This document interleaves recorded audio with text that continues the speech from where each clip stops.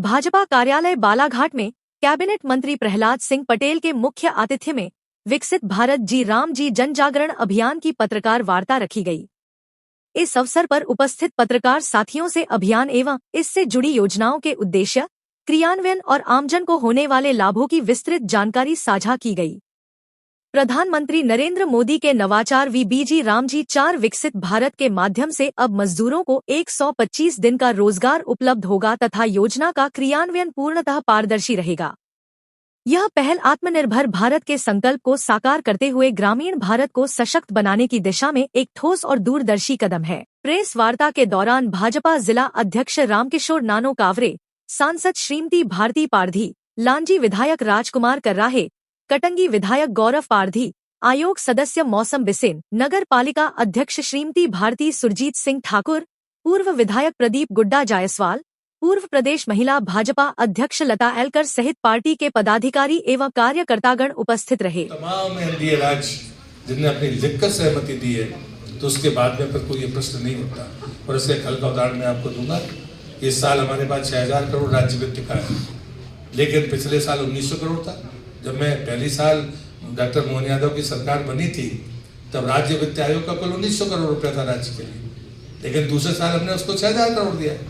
अभी हमारा supplementary budget निकला है, 17,000 करोड़ के बजट में 4200 करोड़ रुपया प्रधानमंत्री आवास की मैचिंग ग्रांट है, क्योंकि हम इस साल सर्वाधिक 11,66,000 मकान बना रहे हैं।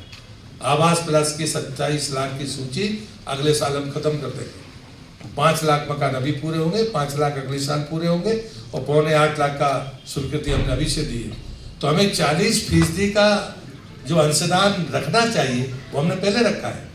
इसलिए मध्य प्रदेश सरकार के सामने कोई वित्तीय चुनौती नहीं है और हम इसको सहर्ष स्वीकार करते हैं। और मैं मानता हूं कि आम आदमी तक, क्योंकि 6 महीने का समय है इसके क्रियान्वयन में, 6 महीने के बाद ये सारे नियम लागू होंगे।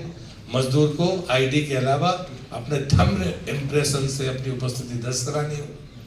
जो असेट बनेगा उसे जियो टैग करना पड़ेगा, वो सरपंच ही होगा। उसमें कोई ग्राम सभा के अधिकार नहीं छिन रहा है। एक बात और कांग्रेस ने कही है, मैं स्पष्ट कर देना चाहता हूँ कि चाहे हमारी केंद्रीय जी राम जी की स्टीयरिंग कमेटी हो या राज्य की स्टीयरिंग कमेटी हो, ये नीति बनाने में का काम करेगी, सलाह देने का काम करेगी, लेकिन क्रियान्वयन का काम त्रिस्तरीय पंचायत द्वारा ही होगा। इस देश में अगर कोई सरपंच होता था तो वो कहता था मुझे मजदूर नहीं मिल रहे। मैं इस प्रदेश में ग्रामीण पंचायत मंत्री हूं। मैंने संसद के भीतर कहा और प्रेस के सामने भी कहा कि सरपंच कह रहा है कि मुझे मजदूर नहीं मिल रहे, लेकिन जो 37.5 लाख जॉब कार्ड धारी है, एक भी आदमी हमारे पत्रकार जगत के किसी व्यक्ति के पास नहीं गया, किसी जनप्रतिनिधि के पास नहीं गया कि साहब हमको रोजगार नहीं मिल रहा। लोग कहते थे भ्रष्टाचार हो रहा है। ये विसंगति थी जिसने ऐसी दुर्दैव परिस्थितियां निर्मित की थी। इसे समाप्त करने का काम जी राम जी में है कि अगर आपके पास में राज्य का कोई असेट है तो उसका फॉर्मेट फाइनेंशियल बदला है कि अब 60% भारत सरकार देगी, 40% राज्य सरकार देगी, क्योंकि भारत सरकार चाहती है कि अकाउंटेबिलिटी बढ़नी चाहिए। जब हम 5वें नंबर की अर्थव्यवस्था बन गए हैं, 4थे नंबर की अर्थव्यवस्था की तरफ बढ़ गए, तो हम सबको ये तय करना पड़ेगा कि जो पैसा आता है वो कुछ तो निर्माण करे, भवन का निर्माण करे, असेट्स का निर्माण करे या फिर रोजगार का निर्माण करे, कुछ तो उसमें शामिल होना चाहिए। और इसलिए ये तय किया कि इसमें राज्य की हिस्सेदारी के बगैर इसमें पारदर्शिता नहीं आ सकती। इसलिए जी राम जी का 5वां बिंदु है कि जो भी व्यक्ति काम करने के लिए आएगा उसे थंब इम्प्रेशन से ही उसकी उपस्थिति मानी जाएगी। दूसरा है कि जो भी एसेट बनेंगे वो जियो टैग होंगे। जो भी काम होगा वो पोर्टल पर, पूरा थ्रू आउट पोर्टल पर होगा। न आप काम चुरा सकते हैं, न आप असेट को वहां से बदल सकते हैं, और न आप किसी मरे गड़े या जो आईडी आपके पास होती है उसके आधार पर आप कोई काम नहीं कर सकते। ये प्रतिबंध है, पारदर्शिता बढ़ी है इसमें। अब 6वीं बात है कि हम किन चीज़ों में पैसा खर्च करेंगे। मनरेगा में 60% मजदूरी जरूरी थी, 40% आप मटेरियल के तौर पर उपयोग करते थे।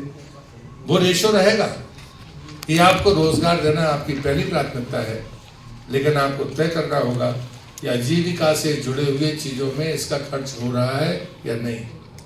सब बातें करते हैं कि जलवायु परिवर्तन हो रहा है, लेकिन जलवायु परिवर्तन के लिए आप मनरेगा से कुछ कर रहे हैं या नहीं कर रहे हैं। अगर आपको कोई आजीविका मिशन में समूह काम कर रहे हैं, उनके बैठने उठने की जगह नहीं है जो वास्तव में भारतीय अर्थव्यवस्था को मजबूती दे रहे हैं, तो आप उसमें उसका उपयोग करिए। तो मुझे लगता है कि ये जो पैरामीटर्स बदले गए हैं, जो स्पष्टीकरण दिया गया है, उससे काम करने की गुंजाइश बढ़ी है। अब ऐसा नहीं है कि आपको मट्टी ही डालना है, गड्ढे खोदो मट्टी डालो और बाद में पता नहीं। जब मैंने मंत्री के नाते जब ये रिपोर्ट कही थी, जब मैंने यहाँ मनरेगा पर प्रतिबंध लगाया था मंत्री बनते ही, तो 6 महीने बहुत सारी बातें आपके सामने भी आई होगी, लेकिन मेरा भी कहना था कि रेशो बिगड़ा क्यों है। अगर नियम है तो नियम को ठीक करना होगा। और आज मैं गर्व के साथ कहता हूँ कि मध्य प्रदेश के 100% इलाकों का रेशो मेंटेन हो गया। यहाँ तक सवाल मजदूरी का है, मनरेगा की मजदूरी जितनी बार मोदी सरकार ने बढ़ाई है, आप रिकॉर्ड उठाकर देखिए, उसके पहले कभी इतनी मजदूरी नहीं बढ़ी। लेकिन साथ में इसमें एक क्लॉज भी है कि जो घोषित मजदूरी है उससे नीचे नहीं जाएगा, उससे ऊपर मजदूरी कितनी भी दी जा सकती है, जो समय काल परिस्थिति के आधार पर होगी।